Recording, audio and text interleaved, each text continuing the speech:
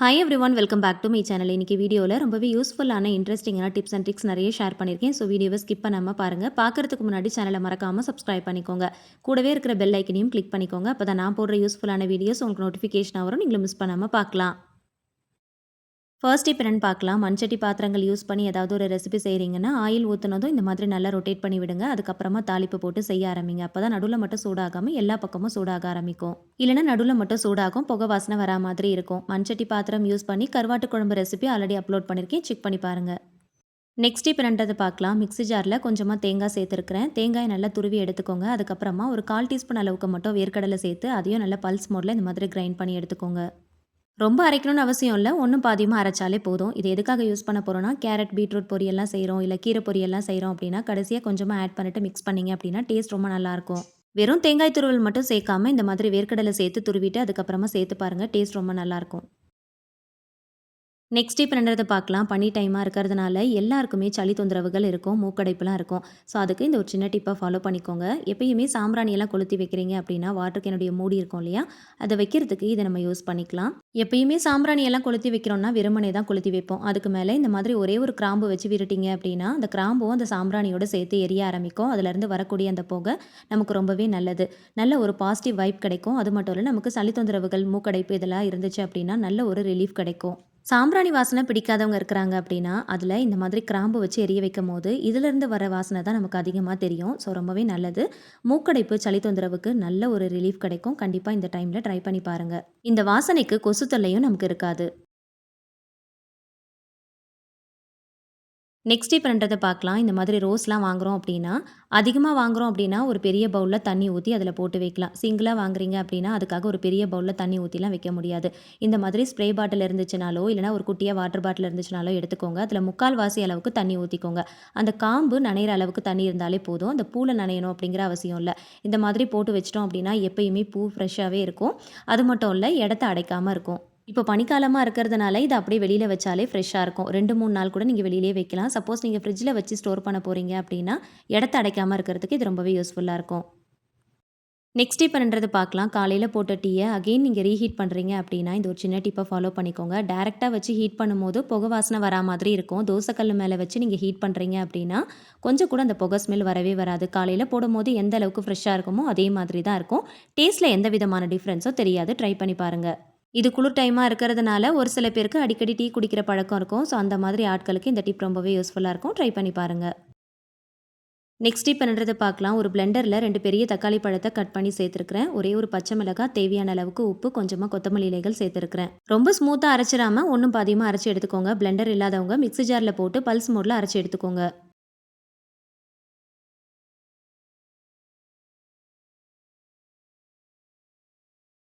உடம்புக்கு முடியாத டைமில் அப்படி இல்லைனா ஏதாவது குழம்பு, சைட் டிஷ் எதுவுமே இல்லாத டைமில் இதை நீங்கள் யூஸ் பண்ணிக்கலாம். ஒயிட் ரைஸில் இதை அப்படியே போட்டு பிசைஞ்சு சாப்பிடும்போது ரொம்ப நல்லாயிருக்கும். தோசை, சப்பாத்திக்கு சைட் டிஷ்ஷாகவும் நீங்கள் யூஸ் பண்ணிக்கலாம். சப்போஸ் இதை ஒயிட் ரைஸில் போட்டு நீங்கள் சாப்பிட போகிறீங்க அப்படின்னா கூடவே கொஞ்சமாக நெய் இல்லைனா நல்லெண்ணெய் சேர்த்துக்கோங்க. டேஸ்ட் ரொம்ப நல்லாயிருக்கும். தோசை, சப்பாத்தி, இட்லிக்கெலாம் சைட் டிஷ்ஷாக வச்சிங்க அப்படின்னா டேஸ்ட் ரொம்ப நல்லாயிருக்கும். ஆனால் இதை வச்சு நான் இன்றைக்கி ஒரு ரெசிபி செஞ்சு காட்ட போகிறேன். இதை செய்யறதுக்கு இரும்பு கடாயில் கொஞ்சமாக ஆயில் ஊற்றி நல்லா சூடானதும் 2 பெரிய வெங்காயத்தை தின்னாக ஸ்லைஸ் பண்ணிவிட்டு இது கூட சேர்த்துக்கலாம். புதுசாக சமையல் பழகிறவங்களுக்கு ஒரு டிப் இருக்குது. எப்பயுமே டேரெக்டாக ஆயிலில் அப்படியே வெங்காயம், பச்சை மிளகாலாம் போடுறீங்க அப்படின்னா கையில் தெறிக்கும். அதுக்கு இந்த மாதிரி கட்ரு போர்டில் கார்னரில் பார்த்தீங்கன்னா ஹேண்டில் மாதிரி கொடுத்துருப்பாங்க. அந்த கேப் வழியாக போட்டிங்க அப்படின்னா கையில் தெறிக்காமல் இருக்கும். இதில் சேர்க்குற வெங்காயத்தை நீல வாக்கில் தின்னாக ஸ்லைஸ் பண்ணிவிட்டு சேர்த்துக்கோங்க. நல்லா வதக்கிக்கலாம். கூடவே பாயசத்தில் சேர்க்குற திராட்சை பழமும் கொஞ்சமாக சேர்த்து நல்லா வதக்கி விட்டுக்கலாம். இதில் ஒரு சின்ன துண்டு பட்டை, லவங்கம், ஏலக்காய், பிரிஞ்சி இலை மட்டும் சேர்த்து அதையும் நல்லா வதக்கி விட்டுக்கோங்க. பிளெண்டரில் அரைச்சி வச்சிருக்கிற தக்காளி பேஸ்ட்டை இது கூட சேர்த்துக்கலாம். தக்காளியுடைய பச்சை வாசனை போகிற அளவுக்கு நல்லா வதக்கி விட்டுக்கலாம். தேவையான அளவுக்கு உப்பு ஆட் பண்ணிக்கலாம். 1/4 ஸ்பூன் மஞ்சள் தூள், 1 டேபிள் ஸ்பூன் அளவுக்கு கறி மசால் தூள், கூடவே 1/4 ஸ்பூன் அளவுக்கு ஜீரகத்தூள் ஆட் பண்ணிக்கோங்க. கொஞ்சமாக புதினா தலைகள் சேர்த்துக்கோங்க. இது எல்லாத்தையுமே நல்லா மசாலா வாசனை போகிற அளவுக்கு நல்லா வதக்கி விட்டுக்கலாம். இது கூடவே கொஞ்சமாக மல்லித்தலையும் சேர்த்து அதையும் நல்லா வதக்கி விட்டுக்கோங்க. இதில் நம்ம வாட்டர் எதுவும் ஆட் பண்ண போகிறதில்ல. ஸோ அதனால் மசாலாவை நல்லா வாசனை போகிற அளவுக்கு எண்ணெயிலேயே ஃபுல் சிம் ஃப்ளேமில் வச்சு நல்லா வதக்கி விடுங்க. நான் இதில் ஒரே ஒரு முட்டையை உடச்சி ஊற்றிருக்கிறேன். உங்களுக்கு எத்தனை முட்டை வேணுமோ அத்தனை முட்டை நீங்கள் ஆட் பண்ணிக்கலாம். இதை நல்லா ஸ்க்ராம்பிள் பண்ணிக்கலாம். முட்டைய உடைச்சு ஊத்தி வதக்கும்போது, ஃபுல் சிம் ஃப்ளேம்ல வச்சு வதக்கிக்கோங்க. அப்பதான் வந்து சீக்கிரமா அடிபிடிக்காம இருக்கும். இரும்பு கடாயில செய்யும்போது டேஸ்ட் ரொம்ப நல்லாருக்கும். சீக்கிரமா அடிபிடிக்காம இருக்கும். இது கூடவே கொஞ்சமா தந்தூரி சிக்கன இந்த மாரி பீஸஸா கட் பண்ணிட்டு சேர்த்துருக்கிறேன். இத நல்லா வந்து இந்த மாதிரி நல்லா மிக்ஸ் பண்ணி நல்லா கொத்தி விடுங்க. Tandoori chicken, grill chicken, chicken 65லாம் வீட்ல செஞ்சாலும் சரி, இல்லன்னா கடையில வாங்குனாலும் சரி, இந்த மாதிரி ஒரு தடவ ட்ரை பண்ணி பாருங்க. டேஸ்ட் ரொம்ப நல்லாருக்கும். மசாலாவோட சேர்த்து நல்லா கொத்தி விடுங்க. அப்பதான் நல்ல ஒரு டேஸ்ட் கிடைக்கும். இரும்பு கடாயில செய்றப்போ, நம்ம ஸ்ட்ரீட் ஃபுட்ல நம்ம சாப்பிடுவோம் இல்லையா? ஸோ அந்த மாதிரி ஒரு டேஸ்ட் கிடைக்கும். ஸோ இது நல்லா வதக்குனதுக்கு அப்புறமா இது கூட ரைஸ் ஆட் பண்ணிக்கலாம். பாஸ்மதி ரைஸ் 1 கப் அளவுக்கு நான் சேர்த்துருக்கிறேன். நார்மல் ரைஸ்ல கூட நீங்க ட்ரை பண்ணி பார்க்கலாம். ஆனா பாஸ்மதி ரைஸ்ல செய்யும்போது டேஸ்ட் ரொம்ப நல்லாருக்கும். நல்லா மிக்ஸ் பண்ணிட்டு ஃபைனலா இது கூட பெப்பர் பவுடர் நெறைய ஆட் பண்ணிக்கோங்க. இந்த ரெசிபியோட டேஸ்ட்ட என்ஹான்ஸ் பண்றதே இந்த பெப்பர் பவுடர் தான். ஸோ அதிகமாவே சேர்த்துக்கோங்க. கடைசியா கொஞ்சமா ஸ்ப்ரிங் ஆனியன் சேர்த்துக்கலாம். நல்லா மிக்ஸ் பண்ணி விடுங்க. நல்லா ஹை ஃப்ளேம்ல வச்சு கடைசியா ஒரு 5 நிமிஷத்துக்கு நல்லா மிக்ஸ் பண்ணி விடுங்க. அப்பதான் நல்ல ஒரு டேஸ்ட் கிடைக்கும். சாஸ், கெட்சப்லாம் எதுவுமே சேர்க்காம ஸ்ட்ரீட் ஃபுட் ஸ்டைல்ல இந்த மாதிரி ஒரு தடவ ட்ரை பண்ணி பாருங்க. டேஸ்ட் ரொம்ப நல்லாருக்கும்.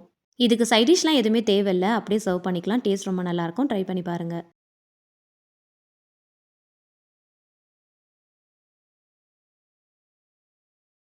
நெக்ஸ்ட் டே பண்ணுறத பார்க்கலாம். இதுக்காக தோசைக்கல்ல தான் எடுத்துருக்கிறேன். தோசைக்கல்ல நல்லா சுத்தமா வாஷ் பண்ணிட்டு நல்லா தொடச்சு எடுத்துக்கோங்க.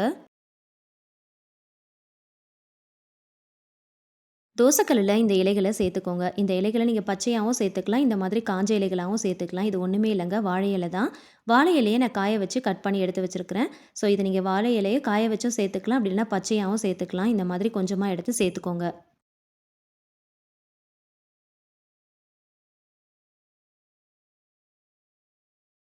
இதில 1 ஸ்பூன் அளவுக்கு ஆயில் சேர்த்துக்கலாம். நல்லெண்ணெய், விளக்கெண்ணெய் அப்படி இல்லன்னா சமையலுக்கு எந்த ஆயில் நீங்க யூஸ் பண்றீங்களோ, அத நீங்க சேர்த்துக்கோங்க. ஏதாவது ஒரு ஆயில இந்த இலைகளோட சேர்த்து நல்லா ஃப்ரை பண்ணிக்கோங்க. நல்லா கிரிஸ்பி ஆகுற அளவுக்கு நல்லா ஃப்ரை பண்ணுங்க.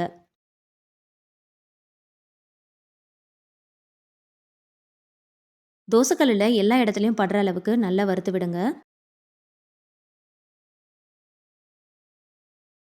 கொஞ்ச நேரம் வறுத்துட்டு அப்படியே விட்டுட்டீங்க அப்படின்னா, இந்த இலைகளுடைய கலர் வந்து சேஞ்ச் ஆக ஆரம்பிக்கும். நல்லா வந்து புகை வர ஆரம்பிக்கும். அந்த அளவுக்கு நல்லா வறுத்து விடுங்க. இந்த அளவுக்கு கலர் நல்லா சேஞ்ச் ஆகி, நல்லா ஃப்ரை ஆனதும், நல்லா புகை வர ஆரம்பிக்கும். இப்போ வந்து ஸ்டவ் ஆஃப் பண்ணிடலாம். ஆஃப் பண்ணிட்டு இந்த இலைகள் மட்டும் தனியா எடுத்துறலாம்.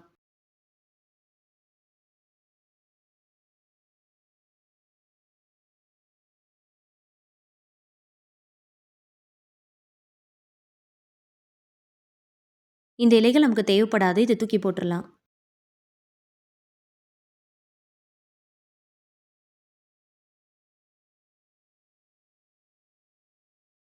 இப்போ ஒரு டிஷ்யூ பேப்பரோ அப்படி இல்லைனா ஒரு காட்டன் துணியோ வச்சு நல்லா க்ளீன் பண்ணிக்கோங்க. அந்த எண்ணெய் எல்லாமே நல்லா க்ளீன் பண்ணிக்கோங்க.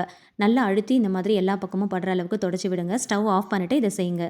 எதுக்காக வாழை இலைய இந்த மாதிரி தோசை கல்லுல போட்டு வறுக்கிறோம்னா, தோசை ஊத்தும்போது கல்லுல வந்து தோசை ஒட்டுது, சரியா வரமாட்டேங்குது அப்படின்னா, அந்த மாதிரி டைம்ல வாழை இலைய போட்டு இந்த மாதிரி சீசனிங் பண்ணீங்க அப்படின்னா, தோசை கொஞ்சம் கூட ஒட்டாம நல்லா கிரிஸ்பியா வரும். சீசனிங் பண்ணதுக்கப்புறமா நான் உங்களுக்கு தோசை ஊத்தி காட்டுறேன் பாருங்க. கல்லுல கொஞ்சம் கூட ஒட்டாம வரும். நல்லா கிரிஸ்பியா நல்லா பேப்பர் தோசை மாதிரி வரும். சப்பாத்தியையும், தோசையும் ஒரே கல்லுல நம்ம மாத்தி மாத்தி செய்யும்போது, இந்த மாதிரி தோசை வந்து ஒட்டிக்கிட்டு சரியா வராது. ஸோ அந்த மாதிரி டைம்ல இந்த மாதிரி வாழை இலைய போட்டு சீசனிங் பண்ணீங்க அப்படின்னா, ரொம்ப ஈஸியா இருக்கும். இதுக்காக போய் வாழை இலைய வாங்க முடியுமா அப்படின்னு நினைக்காதீங்க. வாழை இலை வாங்கும்போது அத காய வச்சு, அத குட்டி குட்டி பீஸஸா கட் பண்ணி பாக்ஸ்ல போட்டு ஸ்டோர் பண்ணி எடுத்து வச்சுக்கோங்க. இந்த மாதிரி தேவைப்படும்போது யூஸ் பண்ணிக்கோங்க.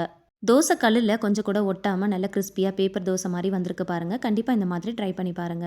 இந்த வீடியோல ஷேர் பண்ணியிருக்கிற எல்லா டிப்ஸுமே உங்களுக்கு ரொம்பவே யூஸ்ஃபுல்லாவும், இன்ட்ரெஸ்டிங்காவும் இருந்திருக்கும். வீடியோ பிடிச்சா மறக்காம லைக் பண்ணுங்க. ஃப்ரெண்ட்ஸ் அண்ட் ஃபேமிலிஸ் கூட ஷேர் பண்ணிக்கோங்க. ட்ரை பண்ணி பார்த்துட்டு ஃபீட்பேக் ஷேர் பண்ணுங்க. அப்கமிங் வீடியோஸ் எல்லாத்தையுமே மிஸ் பண்ணாம பாருங்க. சேனலை மறக்காம சப்ஸ்கிரைப் பண்ணிட்டு தொடர்ந்து சப்போர்ட் பண்ணுங்க. Thank you so much. Keep வாட்சிங்.